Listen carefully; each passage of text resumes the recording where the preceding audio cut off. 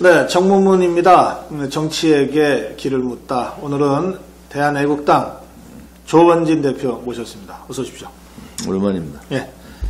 저희가 한 달 반쯤 됐는데요. 고성국 TV. 제일 많은 댓글 중에 하나가 왜 대한애국당 조원진 대표를 안 모시냐. 별로 안 가까운 것 같아요. 그 대한애국당의 당원들이 굉장히 활동적이고 적극적인 것 같습니다. 저희 댓글을 통해서 확인이 됐는데 어떤 분들이 당원이시길래 그렇습니까? 실질적으로 이제 우파 정당에서 네. 한 번도 정당에 가입하지 않은 분이 95%입니다. 우리가 지금 한 10만 당원의 책임 당원이 한 15,000 되는데 네. 급속도로 지금 불어나고 있지 않습니까? 우리가 창당한 지 한 7개월 되는데 네. 이 워낙 1년 전부터 태극기를 들었던 분들이 와서 네. 이념적인 어떤 정립이 확실하게 돼 있어요. 네. 그러고 또 거기에 대한 뭐 분노, 또 그 분노하고 거의 뭐 같은 맥으로 가면 열정, 뭐 이런 분들이 주축이 되어 있기 때문에 네. 아마 우파 정당사, 뭐 좌파도 마찬가지지만은 아스팔트 정당이 하나 생겼다. 아하. 이렇게 보시면 되고요. 네. 그분들의 또 수준이 상당히 높습니다. 그래서 아마 여러 부분에서 활동들을 하시는 분들이라서 네. 저희들이 뭐 중앙 당직자들이라든지 각 시도당의 당직자분들 보면은 각 분야에서 거의 탑에 있었던 분들부터 네. 일반 가정주부 열심히 삶을 살고 있는 삶의 현장에 있는 분들 네. 전혀 길거리에 태극기를 들고 나온다고 상상을 못하는 분들이 모여 있다. 그러다 보니까 이제 조금 입장들이 좀 강합니다. 아하. 예. 이제 생각들이 좀 다르고 이럴 때 그야말로 소신과 철학을 갖고 그걸 조율하는 게 이제 정당의 역할이고 시민단체하고는 좀 다르죠. 이 정당의 역할은 그런 거를 하나의 용광로에 넣어서 조율을 해서 하나의 정강 정책을 만들어내는 거 아닙니까? 네. 뭐 그 과정이라 보시면 되고요. 뭐 회의 같은 데 할 때 이렇게 토론 이런 게 치열합니다. 좌파들만 하는 그런 토론을 우리는 난상 토론을 한다. 이렇게 그래요. 보셔서 예. 한번 기회 되시면 한번 와보시면은 이런 정당도 있구나. 네. 이렇게 느끼실 거예요. 뭐 언제든지 불러주십시오. 예. 예. 그러면 이게 한국당에서 활동하다가 대한애국당으로 간 분들도 뭐 일부 몇 분 계신다는 뜻이네요. 많은 숫자는 아닙니다. 아까 네. 말씀드린 대로 정당을 가입 안 한 분들이 95%라는 뜻은 네. 거의 정당 시스템에 대해서 모르는 분들이고 네. 그래서 그 어쩌면 더 열정들이 있고 과거에 정당에 대한 약간 기피 현상 혹은 불신 이런 가졌던 분들이 이 우파 정당이 박근혜 대통령이 파면되는 그 순간에 네. 이분들은 저도 뭐 그런 똑같은 생각이지만은 새로운 지금 보수 정당은 끝났다. 그래서 새로운 개념의 우파 정당, 네. 소위 정말로 국민의 보수 우파를 대변할 수 있는 정당. 그래서 박근혜 대통령이 탄핵되고 또 홍준표 자한당 대표가 네. 이제 출당까지 시키는 또 탄핵의 주도 세력이 있던 네. 김무성을 비롯한 이 사람들을 끌어들이면서 완전히 이제는 자한당은 우파 정당으로서 그 개념이 상실한 거다. 이렇게 보는 거죠. 그 한국당은 더 이상 우파 정당이 아니다. 우리로 봐서는 뭐 한국당은 해체돼야 된다. 해체돼야 된다. 왜냐하면은 기존의 이 탄핵 정국에서의 역할도 마찬가지고 네. 또 하나는 탄핵 정국 이후에 문재인 정권, 소위 말하는 저는 문재인 정권 자체를 이 촛불, 소위 걔들이 말하는 혁명은 사회주의 혁명이다. 그래서 우리 자유 진영에서 봐서는 그거는 촛불 쿠데타에 의한 권력 찬탈 세력이다. 그래 보는 거예요. 그래서 문재인 정권 촛불 혁명이 아니고 혁명의 촛불 쿠데타에 의한 권력 찬탈 세력이다. 그러면은 그 권력 찬탈에 당함을 한 쪽이 누구냐? 박근혜 대통령 아니에요. 네. 그러면은 이 권력 찬탈 세력을 퇴진 운동하는 것은 그것은 정의다. 태극기를 들면은 뭔가 명분과 정의가 있어야 되는데 네. 이 세력 자체가 권력 찬탈 세력이고 쿠데타 세력이기 때문에 네. 이 문재인 정권을 몰아내는 것은 불의를 몰아내는 거다. 뭐 이렇게 우리 당에서는 입장을 가지고 있고 네. 그것을 분명하게 표방을 하고 알겠습니다. 그 태극기 집회에서도 수없이 그런 얘기를 하고 있죠. 그런데 문재인 대통령과 이 문재인 정권의 핵심 세력들은 연인은 1,700만 명이 촛불을 들었다. 이렇게 설명하거든요. 그러면 지금 우리 대표님 말씀대로라면 대한민국 국민이 1,700만 명이 든 촛불이 그게 불법적이고 쿠데타였다 이런 뜻이잖아요. 그렇죠. 1,700만 명. 그렇게 주장하실 수 있나요? 연인은 네. 이 국민들을 이렇게 현혹하는 거예요. 네. 우리 고성국 박사님은 연인원을 붙이잖아요. 네. 저기는 연인은 안 붙여요. 그냥 그런가요? 1,700만 명이 촛불을 들었는데 예. 이 국민들이 다 쿠데타 세력이냐? 네. 제가 어느 방송에서 생방할 때 그렇게 물어요. 그래서 시간이 짧아서 말을 못 오늘 좀 얘기하면 네, 말씀하세요. 예. 태극기로 보면은 네. 3천만이 넘어요. 태극기는 연인원 3천만이 넘었다. 아하. 그리고 지금까지의 연인원을 따지면은 네. 대한민국 5천만 정도 될 거예요. 전국에서 지금 계속 태극기 집회를 하고 있지 않습니까? 예. 그러면 그 5천만 되는 태극기 들었는 사람들의 목소리는 네. 그럼 너가 혁명이라 생각하면은 너가 혁명이 쿠데타라고 생각하는 세력들이 있는데 그럼 그 세력들은 그럼 대한민국 국민이 아니냐? 그렇지 않다는 얘기죠. 네. 그것은 자기들을 합리화시키기 위해서 연인원자로 붙이지 않고 1,000만에서 1,700만이라고 하는데 네. 3월 1일 날 기준으로 봐서 이쪽은 500만이 모인 거예요. 아하. 전체적으로 따져서 3월 1일 날 시청하고 광장하고 촛불하고의 비교는 네. 10분의 1입니다. 촛불이 10분의 1. 그런데 태극기가 10배. 방송을 안 했잖아요. 모일 때 헤어질 때만 화면 보여준 거예요. 그것이 소위 말하는 조작이라는 거 아닙니까? 조작을 무엇을 음성을 조작한 게 아니고 시간대를 조작해가지고 네. 여기는 모이는 시점, 여기는 제일 많은 시점을 국민들한테 보여주니까 국민들은 3.1절에 또 3월 10일 날 얼마나 많은 태극기들이 모였고 그 전에도 토요일마다 지금까지 저희들은 토요일마다 혹은 평일날도 집회를 하는데 네. 그 10만 명 모이잖아요. 네. 그런데도 방송 하나도 안 해요. 그럼 좌파들은 옆에 우리 태극기 집회, 서울역 태극기 집회, 좌파들 100명 모이면은 언론 방송이 다 나와요. 그거 하면은 네. 우리 안 실어주잖아요. 네. 그것은 소위 말하는 민노총의 언노련, PD연합회를 중심으로 한 이 사람들이 벌써 방송 장악을 했다. 이렇게 보고 있고 네. 또 하나는 이제 이 정권 자체를 어떻게 정의할 거냐 이게 되게 중요한 내용인데 네. 저는 문재인 시 좌파 독재 정권이라 이래요. 그게 제가 지금 문재인 정권 들어오자마자 한 달 있다가 바로 얘기했는데 지금 정치인이든 어떤 패널이든 와보려면 이제 우리 고 박사님 같은 분들이 네. 앞에 쿠데타 권력 찬탈 세력이라는 얘기를 한마디 아무도 안 합니다. 유일하게 저만 얘기하고 있어요. 네. 두 번째 문재인 씨 좌파 독재 정권이다. 이렇게 좌파 정권, 문재인 좌파 정권, 문재인 주사파 정권 이 정도는 얘기하는데 독재자를 안 붙여요. 그런데 저보고 많은 분들이 아니 뭐 문재인 뭐 독재냐. 그래서 제가 정치학을 전공했잖아요. 예. 독재라는 개념이 이런 거 아닙니까? 네. 권력이라는 권력기관, 지금으로 따지면 국정원, 감사원, 검찰, 경찰, 사법부, 또 이 국세청까지 권력을 장악하고 돈을 장악하고 있잖아요. 예. 그리고 돈을 포퓰리즘을 막 쓰는 거예요, 그냥. 돈 막 쓴다. 그 돈이라는 건 국가 재정. 국가 재정을 막 쓰고 자기들이 이번에 정권을 딱 잡고 보니까 예산보다 20조가 더 거치는 거예요. 네. 정신이 없어요, 좌파들이. 돈 구경 안 했는 좌파들이 지금 정신이 없는 거예요. 막 갖다 퍼져가는 거예요. 근데 이제 돈 가지고 있죠. 그 다음에 MBC, KBS 보다시피 방송 장악한 겁니다. 방송 장악. 명확하게 이거는 방송 찬탈이에요. 방송 장악이었죠. 마지막이 뭐냐. 여기 아니면 이게 이제 독재 정권에 미달되는데 예. 장기 집권 프로젝트예요. 장기 집권 업무를 가지고 있으면은 이건 독재 정권입니다. 그래서 저는 문재인 씨라는 표현을 쓰는데 저는 문재인을 대통령으로 인정 못하는 거예요. 알겠습니다. 그냥 문재인 좌파 정권이라 하면은 문재인을 대통령 인정하는 건데 저는 문재인 씨라고 붙이는 것은 당신은 개인이다. 그래서 문재인 씨 좌파 독재 정권이다. 그래서 우리가 처음에 얘기했는 쿠데타 권력 찬탈 세력의 문재인 씨 좌파 독재 정권 이 명분이 우파 국민들한테 있어야 된다. 그래야지 태극기에 어떤 명분이 있고 정의가 있는 거예요. 알겠습니다. 우리는 그런 입장에서 하고 있다. 이렇게 보시면 되죠. 지금 좌파가 장기 집권 전략까지 갖고 있다 그러셨잖아요. 구체적으로 어떤 거예요? 언뜻 나오는 게 이런 거예요. 예를 들어서 그들이 대통령 후보 전에 네. 벌써 속내를 냈잖아요. 이해찬 전 총리 같은 사람은 뭐라고 했느냐. 보수 불태우겠다.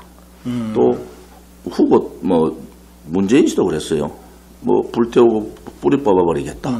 그 다음에 당대표라는 주매가 30년 우리가 집권할 수 있는 모든 실행을 해야 된다. 예. 그리고 곳곳에서 그런 얘기들 해요. 그러면은 이 주사파들이 장악을 하고 있는 청와대, 네. 저는 청와대 10사람, 바깥에 10사람, 한 20사람이 주동하고 있다 이래 보는데, 네. 그러면 그들이 가지고 있는 방송 장악을 비롯한 이런 여러 가지 사항들을 보면은 결국 이번에 개헌, 네. 저는 사회주의 개헌이라고 하는데 이런 개헌 프로젝트를 보면은 이거는 벌써 실행에 들어갔다. 장기 집권 예. 업무 실행에 들어갔다 이래 보는 거죠. 그 청와대 주사파, 밖에 주사파 한 20명이 핵심이다? 저는 그러면 그래요. 청와대 제가 파악한 바는 주사파의 그 제일 대장은 누굽니까? 임종석이죠. 밖에 있는 주사파의 대장은? 그거는 제가 그까지 얘기하면은 갑자기 국정원에서 야 누구냐 이런 머리 아파지잖아요. 알겠습니다. 자, 이게 우리 조원진 대표는 그렇게 생각하신다는 거고요. 그러나 제가 조금 군데군데 몇 가지 반론적인 질문을 드려야 되겠는데, 아니 정권이 장기 집권 계획을 세우는 게 뭐 잘못입니까? 그러면 한국당은 또 대한애국당은 집권 계획도 없고 정권 잡아도 5년만 하고 야당한테 돌려주겠습니다. 이렇게 합니까? 제가 말씀드린 거는 예. 업무의 냄새가 나고 그게 음모라는 거죠. 예를 들어서 국민의 정상적인 이제 이 권리가 뭐냐? 언론 방송이잖아요. 예. 그다음에 사법부지 않습니까? 아니 보수 우파 지도자들 혹은 정치인들한테는 재갈을 다 물리고 또 그 사람들의 잘못된 부분을 다 지고 손에 쥐고 네. 마음대로 움직이고 있는 거예요. 그것은 정상적인 자유민주주의 세계에서의 정권 교체가 아니죠. 정상적 경쟁에 의한 정권 투쟁이 그게 아니라는 거죠. 그거는 업무의 색깔이 너무 깊고 그 업무가 권력이 뒷받침대가 있는 업무 같으면 이거는 안 되는 겁니다. 이건 자유민주주의에 반하기 때문에 안 된다 이런 얘기죠. 알겠습니다. 자, 그럼 이제 또 다른 두 번째 반론인데요. 이제 언론이 다 장악되어 있다 그랬잖아요. 근데 이명박 박근혜 정권도 언론 장악하려고 했다가 뭐 블랙리스트니 뭐니가 다 그런 거 아닙니까? 했다가 지금 사법 처리를 당하고 있잖아요. 그러면 이게 그러니까 이쪽 저쪽 다 하라가 아니라 따지고 보면 여야 지금 입장은 바뀌었지만 언론 장악하려고 다 했던 거고 그건 관점이 좀 다른데. 예. 관점이 다른 게 이정현 저하고는 요즘 통연락 안 한다만 네. 이정현 홍보수석이 네. 어떤 사안에 대해서 세월호 당시에 해경에다 그래요. 예. KBS를 통해서 해경에 여러 가지 얘기를 했잖아요. 네. 이거가 언론 장악이다. 그래서 이거는 언론에 대한 엄청난 개입을 했다.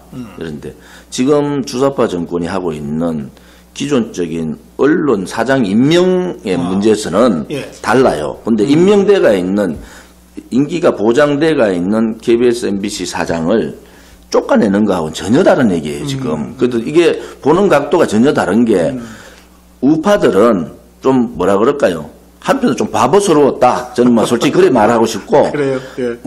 일도 못하면서 부품하게 터트리기만 터트려놓고 아무것도 못하고 하는 듯이 국민들은 그래서 우파 정부니까 잘할 것이다 이래 믿었는데 네. 내가 볼 때는 아무 실행을 못하고 참모들이 그렇게 실행할 수 있는 이 기획이라든지 예. 이 프로그램이라든지 철저한 준비가 없다. 저는 그래 보고 좌파들은 주사파뿐만이 아니고 시민단체들이 많은 준비를 하고 있다. 그 시민단체는 좌파는 세분화되어가 있잖아요. 네네. 방송, 신문, 예를 들어서 문화계, 네. 문화계도 세분화되어가 있고 이 단체들 또 환경단체도 막 수십 개가 세분화되어가 있잖아요. 그렇죠. 예. 여기는 한 분야에 대한 이 준비성이 제대로 되어가 있었다. 그것을 우파는 알겠습니다. 간과했다. 그러면 결국 두 가지 문제가 또 나와요. 아니 좌파가 여러 분야에 걸쳐서 오랫동안 준비해서 단체도 운영하고 해왔다는 거 아니에요? 그럼 우파는 도대체 뭐 했냐? 내가 말씀드리잖아요. 예. 우파는 그냥 정치권, 저도 정치 지금 국회의원 3선입니다만은 네. 이 국민들을 그냥 이용하는 거예요. 우파 보수 국민들을 네. 그냥 정치 때, 선거 때 반짝 저희들이 여러분들 대변합니다.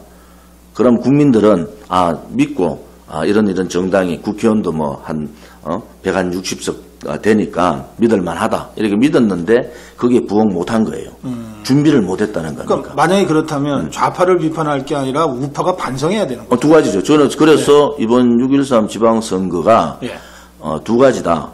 하나는 이 권력 찬탈 세력에 대한 심판 선거. 그거는 뭐 문재인 주사파 혹은 사회주의 개헌 헌법하고 다 맞물려 있는 문재인 퇴진하고 맞물려 있는 게 하나 있고 지금까지 보수 우파 국민 저는 이제 보수라는 표현을 안 쓰는데 우파 국민들이 아무튼 대한민국의 한 50% 이상을 점했는데 이거에 대한 비전도 못 주고 준비를 못했다.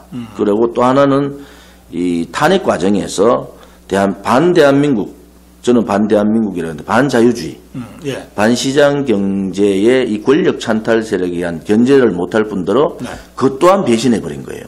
그래서 유승민이나 김무성 뭐 이런 분들은 저는 처음에 배신자다 얘기하다가 제가 마지막 의총 때 탄핵소추 마지막 의총 때 정세균 의장한테 발언 신청했는데 발언을 안 받아줬어요. 아니 대통령이 탄핵소추를 하는데 소속 국회의원이 반대 의견을 하고 말을 할 수 있어야 되잖아요. 그 자체를 막아버린 거예요. 그래서 제가 그 당시에 최고위원이었기 때문에 마지막 의총 때 제가 발표를 하는 거예요. 그때 뭐라고 했느냐. 이거 만약에 탄핵 소추되면 좌파한테 정권 넘기고 나라 망한다. 그러면 이 탄핵을 주도했던 사람들은 모든 책임을 다져야 된다. 이렇게 제가 발언을 합니다. 분명하게 그렇게 말을 던졌는데 그냥 뭐 탄핵 소추하고 탈당해서 바른정당이 이제 만들었지 않습니까? 그러면 그 정당에서 죽든 사든 자기들이 탄핵까지 국가를 이런 식으로 만들었으면은 탄핵까지 시키고 자기들이 보수 정당으로서의 역할을 하겠다고 나갔으면은 그 길로 가야 되는 거예요. 그럼 죽든 살든 국민의 심판을 받아야 되잖아요. 국민 심판 안 받았잖아요. 그러고는 다시 또 합쳐버렸단 말이에요. 그러니까 그 보수 정당을 믿었던 국민들이 분노할 수밖에 없는 거예요. 그 두 번째 6.13 선거의 목적은 첫 번째는 분명히 문재인 퇴진, 이 쿠데타 세력에 대한 심판. 두 번째는 보수 정당은 좀 망했다 보는 거예요. 그러면 새로운 보수 정당의 기틀을 마련해야 된다. 이 지방선거를 통해서. 그러고 그런 부분들을 국민들한테 홍보를 하고 알릴 필요가 있다. 이렇게 보는 거죠. 그런데 현실적으로 한국당은 그러니까 없어져야 된다. 해체돼야 된다. 뭐 바른정당 또는 바른미래당도 똑같이 보실 것 같아요. 아니 바른정당은 해체됐잖아요. 그러니까 바른미래당 지금 그러기에 바른정당, 바른미래당 전에 바른정당을 보면은 자기들이 그렇게 명분을 가지고 이것이 대한민국을 보수를 살리는 길이라고 나갔는데 불과 몇 달 만에 해체돼 버리지 않습니까? 공중분해 됐어요. 공중분해 됐는데 그러면 제가 요즘 국회의원들 가면은 목욕탕 있어요 국회에. 국회. 그거 보면 내가 이제 후배들이든 오면은 너가 도대체 무슨 짓을 해놨는지 한번 봐라. 내가 그래 솔직히 그래요. 빨가벗고 앉아서 얘기한다고 내가. 야 너가 도대체 무슨 짓을 해놨냐. 이 지금 상황이 도대체 뭐냐. 박근혜 대통령만 죽이면 너건 다 될 줄 알았냐. 내가 그날 마지막에 했던 말 들어봐라. 너 다시 한번 가서 한번 열어봐라. 내가 무슨 말을 했는지. 좌파 정권 넘겨 나라 망한다 했다. 그러면은 너거는 소위 친이계입니다. 친이계 너거는 박근혜 대통령 치고 바른정당 만들어가 나가가지고 지금 결과가 뭡니까? 우파가 다 죽게. 여기 보수 국민들의 그 어떤 실망감을 떠나서 보수가 다 죽게 생긴 거 아닙니까? 그럼 자기 반성부터 해야 되잖아요. 결국 어떻게 됐어요? 이명박 MB 구속되니까 자기 반성하는 거야. 아 이게 아니다. 그래서 내가 예측을 했어야 되는 거 아니냐. 쟤들은 벌써 노무현 자살에 대한 부분을 가장 마음이 아프게 생각하고 있는데 그러면 그런 예측도 안 하고 박근혜만 지내면은 그럼 좌파들이 정권 잡으면 MB는 그냥 놔두고 그냥 가자. 그 판단 정도는 해야지. 정치판에서 대통령을 죽이든 새로운 정당을 만들든 뭐 할 수 있는 거 아니에요. 그런 몇 달 앞에 판단도 못하고 이 사람들이 나가버린 거 아닙니까? 결국은 깨지고 공중분해 돼가지고 완전히 죽을 거를 또 잔머리 굴려가지고 바른미래인가 뭐 하나 만들었어요. 그래서 이게 그 과거의 군부 독재 민주화 과정에서는 딱 양당, 자냐 오냐 양당제가 되는 거예요. 지금은 다당이잖아요. 그런데 뭐냐 이 개념 자체가 다른 거예요. 지금은 독재 정권이다. 저는 그렇게 말씀드렸죠. 쿠데타에서 독재 정권. 그럼 여기하고 싸울 수 있는 강력한 야당이 필요한데 국민들, 특히 보수 우파 국민들은 뭘 분노하느냐? 이 강력한 야당의 역할을 못하고 있다. 이렇게 분노하는 거예요. 중도의 바른미래 중도정당은 의미가 없는 겁니다. 지금 우리 정치사 역사를, 현대사 정치 정당의 역사를 보면은 강력한 좌파 정권이 되든 강력한 우파 정권이 있으면은 반대의 강력한 좌파 우파 정당이 있어서 싸울 수밖에 없는 거예요. 그러니까 대표님의 이 정세 인식의 틀에서 보면 그 문재인 정권과 강력하게 맞서 싸울 유일한 야당 세력은 대한애국당밖에 없네요. 대한애국당 신세정당이에요. 예. 신세정당 이제 준비해가는 과정이기 때문에 이번 지방선거가 끝나면은 이 우파 정당의 새로운 개편이 있을 수밖에 없다. 왜? 제가 이제 국회의원 3선을 하면은 이번 지방선거는 뭐 대구 말로 하면 지선거가 아니에요.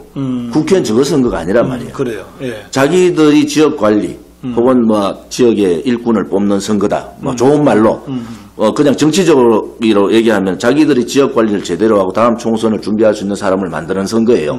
지선거가 아닙니다. 자기 선거. 그런데 총선 딱까지 지방선거 딱 끝나면 22달 남아요. 그럼 이제 자기 선거가 다가오면요 생각을 하는 거예요.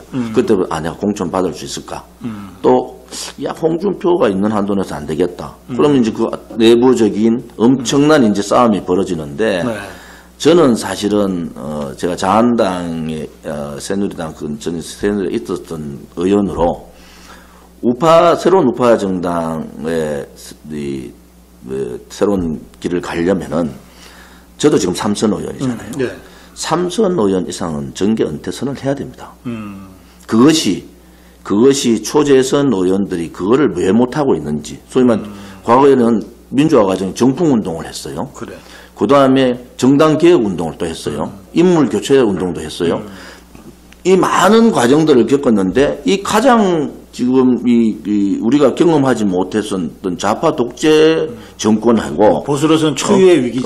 초유의 위기의 상황에서 왜 초재선들이 그러한 활동을 못할까? 이제 뭐 자기 이제 당협위원장 눈치 보다가 당협위원장 잘릴까봐 못했다. 그런 말 잘 듣는 사람만 공천한 사람이 박근혜, 이명박 두 대통령 아니었나요? 말 잘 들었으면 탄핵 안 되겠지. 말 안 듣는 사람들, 저는 조금 정치하는 사람들은 정치 안 하면 안 했지. 정치를 판에 들어와서 최소 국회의원까지 됐다는 사람들은 자기의 이념, 자기의 뜻이 있어야 됩니다.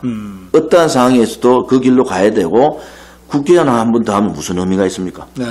그런 의미를 두면 의미가 안 돼요. 그러면은 자한당이 살아남을 수 있는 길은 뭐냐?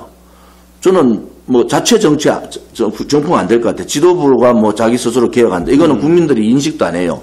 그럼 초재선 의원들이 일러서 3선 이상 이번 탄핵 문제, 그 다음에 분당 문제, 뭐 등등등 우파 국민들이 분노하는 거 한번 다 잠적해보자. 뭐 저도 3선 의원 아닙니까? 다 함적해보자. 그래서 드러내자. 드러내려는 건 누구는 되고 누구는 안 된다. 싸울 필요 없어요. 간단해. 3선 의원 이상 전부 다 정계은퇴 선언을 해라. 그럼 대표님 지금 정계은퇴 선언하는 거예요? 아니 지금은 제가 얘기해요. 자한당한테 얘기하는 거예요. 그래서 저는 욕심이 없는 사람이에요. 그래서 자한당이 그러한 모습을 보이면은 저는 언제라도 내려놓을 수 있잖아요. 그러니까 우리 대한애국당이 너무 멋진 당이야. 당대표라는 사람이 누구가 보수 우파 정당으로서 제대로 개혁을 하고 하면은 언제라도 얘기할 수 있는데 이걸 못 하잖아요. 그러면 초재선 의원이 70%예요. 그래 왜 못하느냐? 왜 못하느냐? 용기가 없는 거예요. 비겁하다 말이에요. 당당하지 못하고 행동하지 못한다. 그래서 대한애국당은 맨날 이렇게 얘기해요. 비겁하지 않고 당당하고 행동하는 우파 정당이 되겠다. 이것이 다른 점이에요. 그러면은 자한당이 제가 좀 예측을 해보면은 지방선거 참패, 예를 들어 지방선거 참패 후에 당대표의 진퇴에 대해서 있습니다. 안 돼요. 대표라는 사람이 뭐 안 들어요. 뭐 들을 것은 벌써 들었지. 안 들어요. 그럼 결국은 저는 이 개혁을 제가 말씀드린 자한당 내의 개혁을 할 거냐 말 거냐. 그럼 그것도 실패할 거다 보고 있고. 그 동력이 없어요. 그래서 초재선 중에 그래 할 사람도 없는 거예요. 그럼 결국은 싸우다가 갈라질 수밖에 없다. 자기 선거기 때문에. 네. 시점적으로 자기 선거기 때문에 갈라질. 왜 자기들이 국회의원 한 번 더 하려고 거기까지 다 숙이고 비겁하게 있었는데 이제 지선거잖아요. 지선거니까 이제 발등에 불이 떨어졌다 이런 얘기예요. 예, 알겠습니다. 자, 조금 이제 차원을 좀 달리해서 우리 대표님 말씀 좀 더 듣겠습니다. 뭐냐면 박근혜 전 대통령이 그러니까 무죄라고 생각하십니까? 저는 무죄죠. 무죄다. 왜냐 그러면은 헌법 우선 탄핵 소추 내용이 네. 20몇 가지 하다가 줄어가지고 그것도 헌재에서 줄어달라 해가지고 가르쳐줘서 한 수 가르쳐줘가지고 뭐 이렇게 몇 가지 18개 했는데 그래요. 그게 13개인가 했어요. 헌재에서 다 아니다 된 거예요. 그래요. 결국은 뭐가 됐느냐 통치자로서 헌법 수호의 의지가 없었다. 그래요. 이거는 너무나 주관적이잖아요. 헌법 수호의 의지가 있다 없다를 어떻게 헌법재판관이 할 수가 있느냐. 저는 그게 잘못됐다는 거예요. 네. 그래서 이 자체 지금 이 대통령에 대한 그 형사상의 소추를 받지 않는다라는 부분도 어겼지만은 헌법 대통령 탄핵 소추 안에 문제점이 있기 때문에 탄핵 자체가 무효다. 저는 그래 보는 사람이에요. 네. 그러니까 탄핵 자체가 무효면은 대통령 재임 중에 조사를 하면 되는 겁니다. 네. 그런데 이거는 탄핵 자체가 무효인 상황에서 구속의 여건이 안 되는데도 구속을 시켜버렸잖아요. 탄핵시켜놓고 구속시키고. 자, 그러면 구속의 여건이라는 게 뭐 가장 중요한 게 증거인멸, 도주 아닙니까? 도주.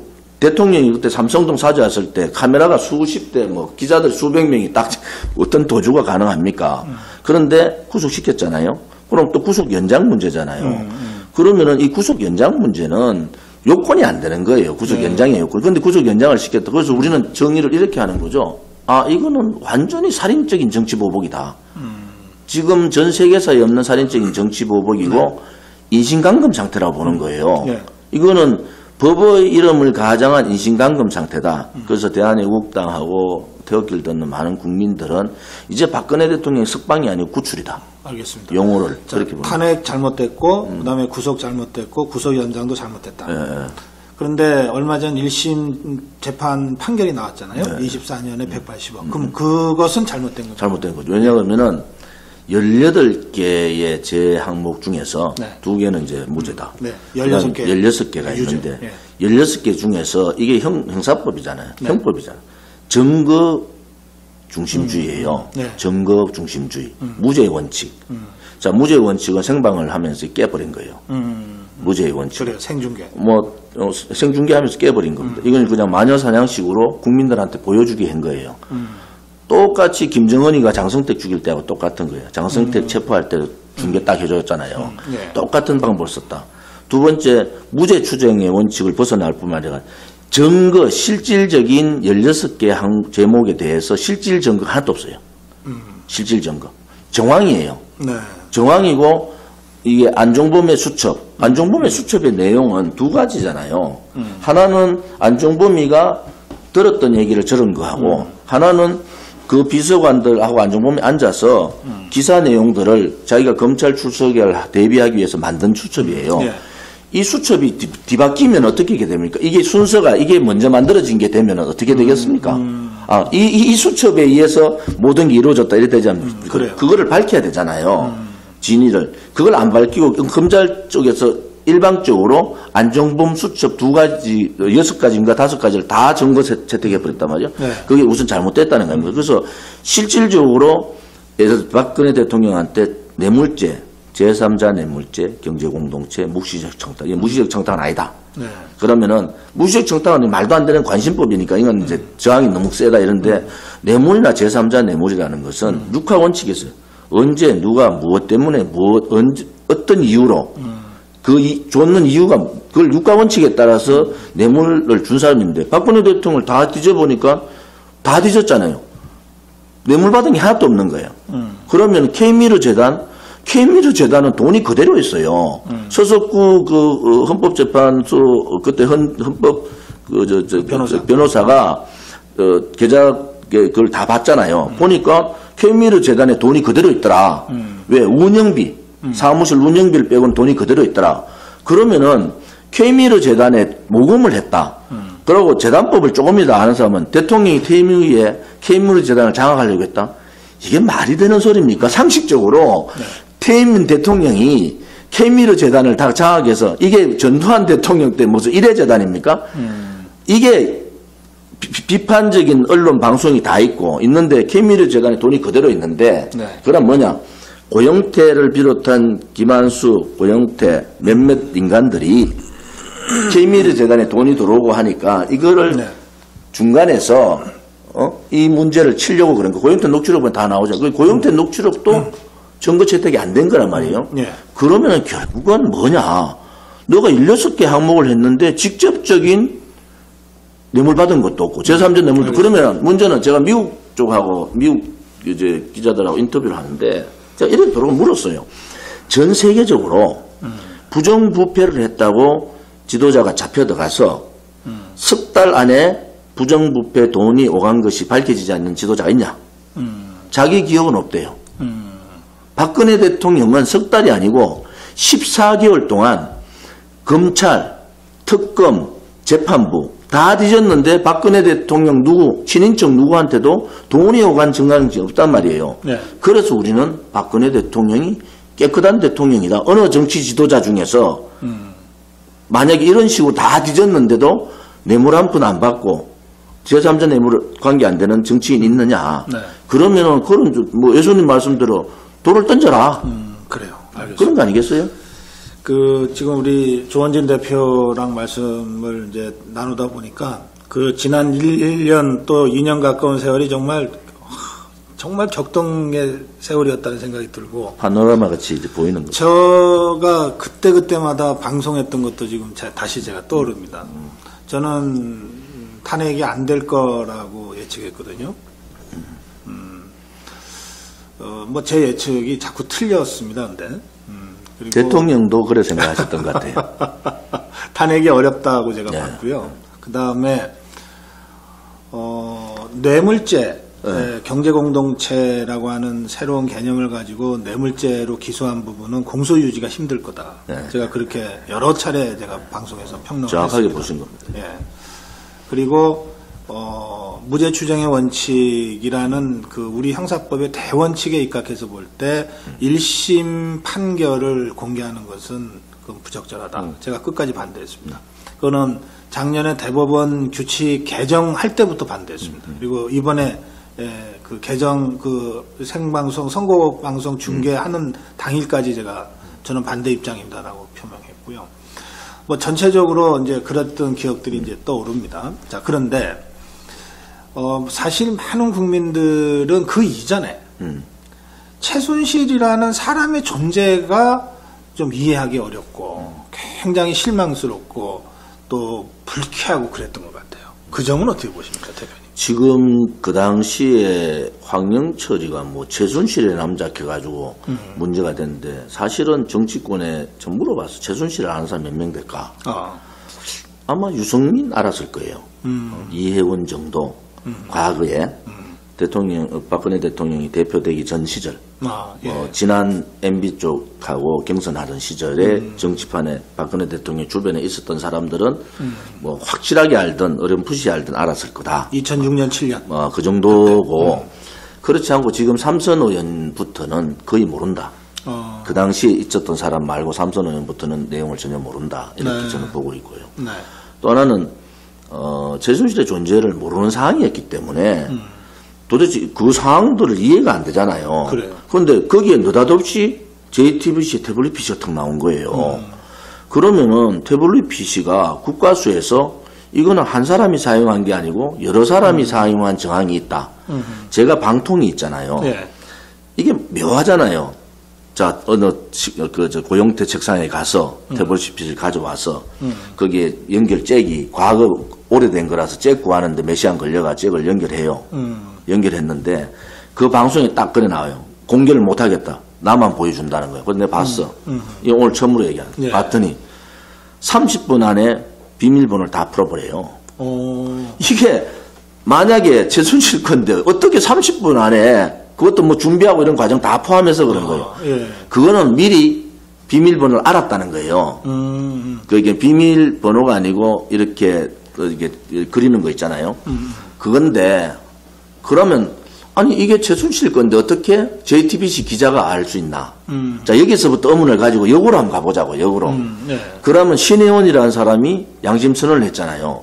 아 이거는 인수위에서 썼던 거다. 내가 썼던 거다. 그건 또 묻혀버려요. 그러면은 또 중앙일보 뭐 누구는 또 그래 얘기해요. 내가 그거 줬다. 그러면 도대체 이 그림 파일을 한번 그려보면은 답이 나와요. JTBC가 태블릿 PC에 답이 나오는 겁니다. 그럼 JTBC가 JTBC에 태블릿 PC가 필요 없을 수도 있었다. 라는 게 손석희 사장 얘기가 나와요. 그건 뭐냐?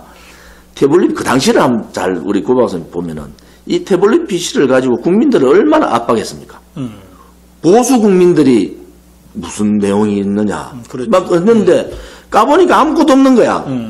결국은 태블릿 PC를 보니까 드레스덴 연설문 수정 막 그러기에는 뭐 고영태가 그러게 지금 뭐 최순실이가 연설문 수정을 침이다. 아니 태블릿 PC는 수정 기능이 없어요. 드레스덴 연설문 수정 기능이 없다니까요. 그 다음에 태블릿 PC에 최순실이가 셀카 찍었다고 했잖아요. 네. 그 국가수에서 발표해 보니까 손 두 개가 다 있는 거야. 그게 어느 중국집에서 이 회식을 하는 자리에서 그냥 어린애가 막 찍었는 사진이에요. 그것이 태블릿 PC에 최순실이가 찍었는 그래서 그게 최순실 사진이 몇 장 있는데 그게 최순실 걸로 둔갑해 버렸잖아요. 그러면은 결국은 뭐냐? 이게 이 소위 말하는 촛불 집회에 도화선이 된 거 아닙니까? 네. 태블릿 PC가. 네. 그럼 제가 방통위원회에서 이 촛불 집회에 도화선이 됐으면 태블릿 PC를 가지고 역사적으로도 이거 증거를 남겨야 될 거 아니냐. 너그 말대로 최순실이가 국정농단을 했으면은 역사적으로 기록 남기자 그러면은 이거 특검하자. 안 그러면 국정조사를 하든지. 그렇죠. 특검하자. 이렇게 갖다 놔놓고 제가 단식을 했잖아요. 14일 동안. 네. 그럼 태블릿 PC에 대한 국정조사와 특검을 별도로 한번 해보자. 네. 그러면은 그들이 얘기하는 대로 자랑스러운 태블릿 PC, 최순실께 다 밝혀질 거 아니에요. 못합니다. 왜? 태블릿 PC가 최순실게 아니라는 거예요.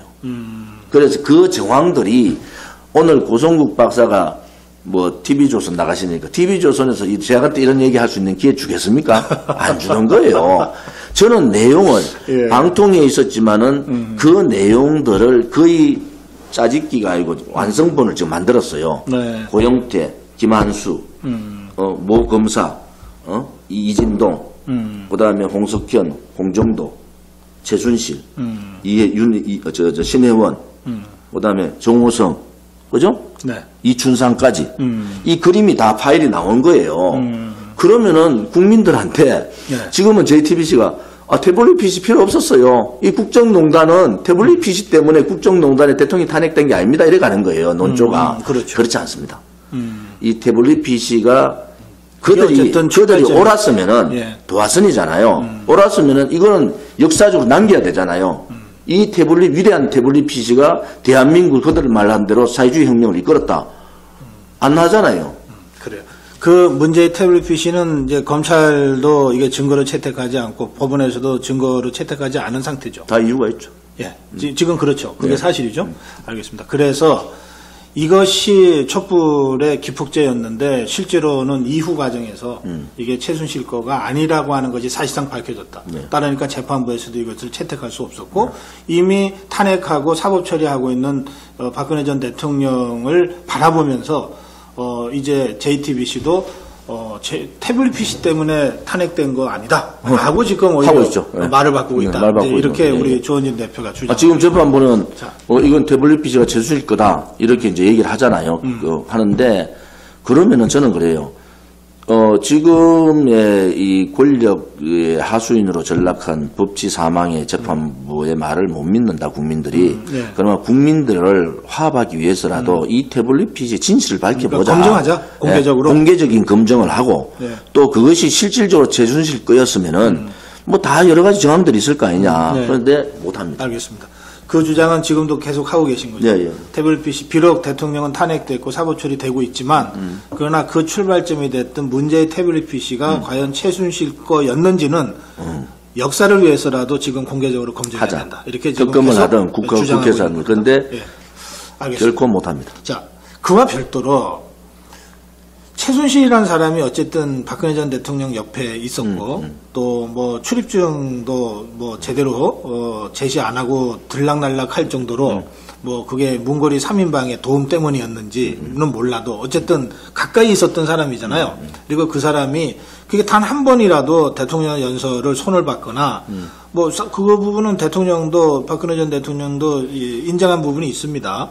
그 부분은 이렇게 그러니까 얘기했죠. 그 부분을 우리가 어떻게 설명할 거냐. 눈높이의 생각들을 좀 듣고 싶었다. 그렇죠. 국민의 눈높이 이 말씀을 하신 거고요. 네. 최순실의 부분은 뭐 지난번에 CBS 생방 대담하는데 최순실 물어요. 그 내가 아니 제가 그래도 명색에 소수 정당이면 정당 대표고 제가 국회의원 3선인데 최순실 개인의 얘기를 제가 왜 합니까? 법적인 문제가 있으면은 최순실, 고영태, 김한수 혹은 차은택 이 라인에 문제가 있으면 그건 법적 처벌을 하면 되는 겁니다. 그것이 대한민국 전체 52.1%를 받은 여성 대통령을 탄핵할 수 있는 상황까지 갔느냐? 그게 중요한 거 아니겠습니까? 거기에 얼마나 많은 업무 조작 기획이 있었느냐? 또 언론 방송에 편파가 있었느냐? 이 부분이 되게 중요한 부분이지 않습니까? 그래서 저는 최순실 혹은 그 주변의 여러 가지의 뭐 그냥 떨거지라 그럴게요. 떨거지들의 불법 행위 부분은 처벌을 받아야 된다. 그런데 이게 국가 전체를 흔들 수 있는 상황까지의 사안인가 아닌가. 이거는 분명히 짚어야 되는데 그게 태블릿 PC가 있고 또 박근혜 대통령하고 최순실하고의 금전적인 거래 혹은 뭐 뇌물 뭐 이런 부분들이 명확하게 밝혀져야 된다. 이거죠. 예. 지금 조 대표님 굉장히 중요한 포인트를 말씀하신 건데요. 이 탄핵 과정에서 계속 야당 쪽에서는 세월호 7시간 의혹을 제기했습니다. 근데 결과적으로 탄핵재판, 헌법재판소에서는 세월호 7시간은 다루질 않았어요. 또 재판 사법 처리를 받고 있는 중에도 세월호 7시간 얘기는 지속적으로 환기되어 왔어요. 그리고 뭐 조사가 필요하다 그러고 계속 그랬거든요. 이제 검찰이 이제 밝혔어요. 그 시간에 박근혜 전 대통령은 무슨 뭐 외출해서 딴 남자 만난 것도 아니고 무슨 미용 시술한 것도 아니고 하여튼 관저에 있었다. 자, 검찰이 이런 거예요.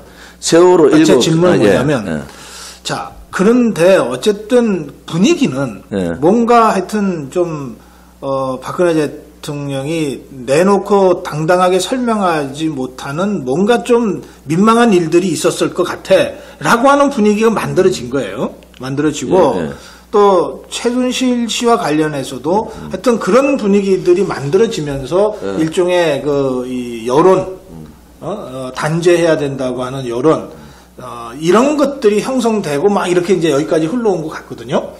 그러니까 그 점은 사실은 우리 정치가 지금 이제 쭉 설명하신 거잖아요. 우리 정치가 이걸 넘어서기가 과연 가능할까? 연하 야나 말이죠. 저는 가능한 게요. 네. 이제 실체잖아요, 실체. 그러면은 이 문재인 이 그룹들이 여러 가지 형태를 한번 보시면은 그 당시에 재구속할 구속 연장 할 때 캐비넷 문건 들고 나왔어요. 특활비, 캐비넷 문건. 그 다음에 구속할 때는 뭐, 여러 가지 정황들이 그때 뭐 완전히 100대 빵 이런 언론 분위기였었기 때문에 그랬다죠. 지금 이번에 1심 선고하는데 임종석이가 뭐라 합니까? 야, 이거 9시 반에 보고를 했는데 1시간이 늦었다고 한 거예요. 9시 반에 보고했는데 여기는 10시 10분인가 뭐 이렇게 40분 뭐 이렇게 된 차이가 있다고 10시 18분인가 이렇게 얘기를 해요. 그 임종석이 제기를 했어요. 그럼 결국은 뭡니까? 발표는 실체는 뭐냐? 검찰에는 발표를 이렇게 해요. 재판부가 검찰이 실체가 세월호 7시간 의혹에 대한 실체가 없다고 발표를 해요. 그렇죠. 검찰은 딱 그렇게만 발표합니다. 네. 그러면 아까 말씀하신 대로 정윤의 미래설, 롯데호텔 아니잖아요. 그럼 여기에 제기했던 정치인들 많잖아요. 이거 다 사법 처리 받아야 되잖아요, 앞으로. 그 다음에 앉아서 성형수술 뭐 했다. 네. 청와대에서 이것도 아닌 거로 밝혀졌잖아요. 그럼 이 사람들 박영선이나 이런 사람들 다 사법 처리 받아야 되잖아요. 허위사실 유포한 거 아니에요. 그 다음에 뭐 또 뭐죠? 구술했다. 굿했다. 이렇게 해서 지금 저기 누굽니까? 안민석이, 그 다음 요즘 뭐 잘 나오던 유시미, 이재명, 그 다음 박영서이 등등 수도 없는 지금의 집권청에 있는 사람들이 이 실체 없는 얘기들을 퍼뜨린 거예요. 그러면 그 7시간에 대한 검찰의 내용은 뭐냐? 실체가 없다. 의혹이 실체가. 이게 답이에요. 그러면은 A를 언론에서, 신문에 실을 때, 방송에 뺄 때, 네. 보통 말로 이렇게 타이틀을 걸 때, 예, 제목 달 때. 실체 없다. 검찰 실체, 예를 들어서 성형, 외도, 미래설, 굿, 아무런 실체가 없었다고 예. 깔고, 보고 시간이 차이가 있었다. 자, 이렇게 까는데, 임종석이가 얘기했는 9시 반 보고도 잘못된 거다. 이게 공정이잖아요. 그렇지. 그런데 이건 다 뺐어요. 다 빼고 뭐냐. 이게 실체가 없으니까 당할 놈들이 너무 많잖아요. 거짓말하는 놈들이 너무 많잖아. 패널부터 시작해가지고 법적 처벌받아야 될 사 너무 많은 거, 이 한 건으로. 예. 검찰이 얘기를 해버렸단 말이야. 그러면 결국 뭐냐. 실체 없는 게 준데, 부가 돼버린 거예요. 이게 언론 방송이 조작한 거라는 거지.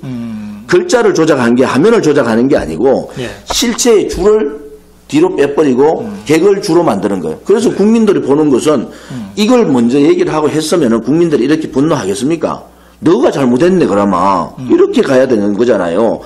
모든 언론 방송이 갑자기 이 문제는 툭 떨어뜨리고 뭐 한두 개 언론에서 떨치고 나머지는 다 보고 시간이 10분 늦었네. 네. 이거 거짓말한 거다. 이래 된 거. 그래서 과연 이 지금의 공중파 언론 방송들을 믿을 수 있느냐. 네. 그래서 제가 국민들한테 계속 얘기하는 게, 야, 이제는 언론 방송만 보지 말고 고성국 TV, 뭐 유튜브 이런 거 봐라. 여기서 진실을 좀 봐는 게 좋다. 저는 그래 얘기하는 거예요. 예, 그 검찰의 그 발표가 있었던 날 저희 고성국 TV에서 그 문제를 지적했습니다. 그러면서 여론 재판, 여론 정치의 위험성을 마녀 사냥. 했습니다. 예. 자, 말씀 듣다 보니까 정말 시간 가는 줄 모르고 여기까지 왔는데, 다음에 좀 자주 모셔야 되겠습니다. 네, 오늘 말씀은 마지막 질문, 이거는 아까 말씀 나온 중에 꼭 제가 한번 확인하고 싶어서 이것만 마무리로 하겠습니다. 그 이명박 대통령이 그쪽에 있었던 이른바 MB계가 박근혜 전 대통령 탄핵하는데 앞장섰고 결과적으로 다 죽게 됐다. 이게 이제 정치권에서도 그런 인식들이 있고 뭐 홍준표 대표가 엊그저께도 또 그 얘기를 했어요. 비슷하게 했고. 그런데 실제로 그렇습니까, 대표님? 실제로 그렇죠. 왜냐하면은 MB계를 그냥 MB계라고 뭉뚱그려 할 건 아니고 MB계 플러스 내각제 이원 집정부제 개헌을 하려고 했던 이원 집정부제 세력이다. 이 둘이가 맞아떨어진 거다. 그래서 그 정치판에 그 소위 말하는 김무성, 홍석현, 뭐 그대로 얘기하면 실명 거론한 박지원 등등 몇몇 사람들이 맞아떨어진 거예요. 자기들 생각이. 그래서 이 박근혜 대통령을 있으면은 지금 박근혜 대통령이 그때 2016년 8월 15일 날 김정은하고 북한 주민 분리를 했잖아요. 그래요. 다 넘어와 달라. 네. 우리가 다 받겠다. 그럼 김정은하고 분리하고 바로 참수부대를 설치했단 말이에요. 그건 뭘 의미하느냐. 이 좌파들 종북 세력들이 느낀 거예요. 우선은 김정은 스스로는 이게 뭐 이스라엘 시리아 문제, 화학무기 이런 뭐 여러 가지 복잡한 상황들이 밝혀지면서 죽음의 그림자를 본 겁니다. 그래요. 김정은이. 네. 그래서 김정은이 저렇게 급해진 거예요. 그런데 그러면은 종북 좌파 세력들은 박근혜 대통령이 참수부대를 설치하는 순간에 이거는 집권 안에 친다. 뭐 치는 건 몇 가지 방법이 있잖아요. 그래, 저는 레짐 체인지를 얘기를 하고 있어요. 레짐 체인지. 드러내라. 김정은 드러내라. 김정은 드러내가라고 죽이라는 소리 사료도 좋은 짓 하나밖에 안 해. 아무 정신도 안 하는 거야, 지금. 그런가요? 왜? 네. 김정남이 죽이는 거 봤거든. 겁내는 거예요, 겁. 그러면은, 레짐 체인지에는 세 가지 방법이 있어요. 하나는 드러내는 방법이 있고, 미국이 얘기하는 코피 전략이 하나 있고, 이도 저도 안 돼가 또 거짓말, 지금 또 거짓말 하고 있잖아요. 이제 오늘 그 얘기를 좀 하고 싶었는데, 네. 거짓말하는 이 김정은 소위 중국하고 가서 이제 네. 실토를 했어. 뭐라고 실토했느냐? 정영영 안보실장은 공개를 안 했잖아요. 김정은하고. 네. 네. 그러면 페이퍼 하나라도 공개해야 되는데 공개를 안 해. 그거 달랑 들고 미국 가는 거야. 그런데 김정은이 하고 핵인을 공개를 안 했는데 김정은이 북경 가서 공개를 해버렸어요. 네. 시진핑한테 뭐라고 했나? 선대유운론. 그거는 이제 정인용이도 얘기했는데 그 다음에 중요한 얘기를 해요. 단계적 핵폐기. 그렇지. 이 단계적 핵폐기. 단계적, 동시적. 단계적 동시적 핵폐기라는 논어는 그거 선대유운이야. 네. 단계적 핵폐기가 비핵화가 선대유운, 핵폐기가 비핵화가 선대유운이에요. 한반도의 단계적 비핵화, 이게 선대유운인데, 네. 이게 노태우 대통령 때, 소칭 안 하고, 노태우 때 어떻게 됐었죠? 1991년, 92년에 비핵화 공동선언을 하잖아요. 네. 그때부터 단계적 얘기가 나오는 겁니다. 그 다음에 두 번째 넘어가는 게 제네바 합의하잖아요. 네. 제네바 합의가 김정삼 때 한단 말이에요. 제네바 합의도 똑같아요. 그 다음에 동결 얘기가 그때 나와. 그 다음에 이제 9.19, 김대중 가서 했던 얘기. 김대중 그때, 국민들한테 북한은 절대 핵 안 만드니까 걱정 안 해도 된다. 너 모든 거 내가 책임진다. 네. 이래놓고 돌아가셨잖아요. 그 다음에 14선언을 노무현이 가서 한 2007년에 결국 뭐냐. 너가 우리가 지금까지 겪어왔던 25년간 겪어왔던 얘기를 똑같이 해버린 거야. 그래요. 네. 중국 가서 얘기한 거요. 뽀롱이 나버린 거야. 특사가 갔던 얘기. 너가 특사가 김정은한테 받은 게 핵폐기가 아이가. 핵폐기가 아니다. 소위 말하는 미국이 볼턴이 얘기한 대로 그 핵폐기가 아니다. 시간 벌기고 기만전술이고. 그러면은 결국은 미국은 벌써 아는 거예요. 존 볼턴이 바뀌고 그 다음에 폼페이오 바뀌고 트럼프, 폼페이오, 존 볼턴. 이 라인은 뭐냐? 자기들이 얘기한 대로 CVID인가? 그거 아니냐? 그래요. 자, 검증 가능하고 확실하게 검증 가능하고 다시는 핵을 못 만드는 과정을 만들어낸다.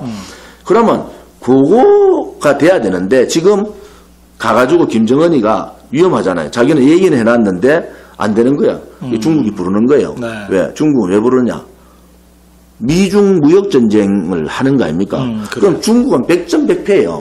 무조건 중국이 죽겠다 했다고. 중국의 내용을 잘 아시잖아요. 네. 왜? 중국 미국한테 죽는 겁니다. 그 무역전쟁 하는 순간 죽는데 거기에 북한을 들고 이제 북한 핵 문제를 내가 이제 책임 좀 져볼게. 그래서 북한을 레버리지로. 그래서 이게 북한을 죽일 거냐 말 거냐 미국 손에 달린 거예요. 그러면 중국 무역 전쟁을 해서 G2의 위상을 꺾을 거냐. 또 하나는 중국을 둘러싸고 있는 나라, 러시아는 빼놓고, 러시아는 강대국을 빼고, 나머지 중국을 들고 서 있는 나라가 전부 친미국가예요. 북한 빼놓고. 자, 이 보루를 놓을 거냐 말 거냐, 되게 국제역학적으로 중요한 포인트잖아요. 예. 그러면은 지금 김정은이 가서 이제 고백을 다 했어. 하나는 단계적 네. 핵폐기. 저거 선대유운 맞아. 그거. 두 번째는 사자회담. 뭐냐면 중국은 사자회담을 주장하는 거지. 육자회담 아니에요. 그래야 중국이. 그때는 육자회담은 일본하고 러시아가 하도 들어가 하니까 육자회담을 만들었지. 사자회담. 그러게 중국이 들어가가 지목을 차지하려는 거야. 얍삽하잖아요. 덩치는 크다는데 얍삽해. 중국이. 그럼 미국은 이제 이 좌파 정권들은 급한 판단을 했는데 중국 가가지고 이해찬 총리 90도로 절하고 노대사는 가가지고 칭송에 실을 올리고 문재인 씨는 가가지고 혼밥하고 이게 중국은 뭐냐? 이 좌파 정권 우습게 바꾸는 거예요. 너거는 우리말 듣는 꼭두아시에 불과하다. 그러면 소위 말하는 지금까지 좌파들이 논리적으로 미제국주의라고 얘기해가지고 비판을 했잖아요. 미국의 식민지다 우리가. 이거는 이 정권 자체가 중국의 식민지 역할을 해달라고 갖다 바친 거야. 산불정책서 뭐 안 되는. 그건 앞으로 예. 족쇄가 딱 지어가 있는. 그러면 결국은 뭐냐? 결국은 이 김정은이 가가지고 중국한테 이 특사한테 얘기했던 걸 공개를 해버린 거 아닙니까?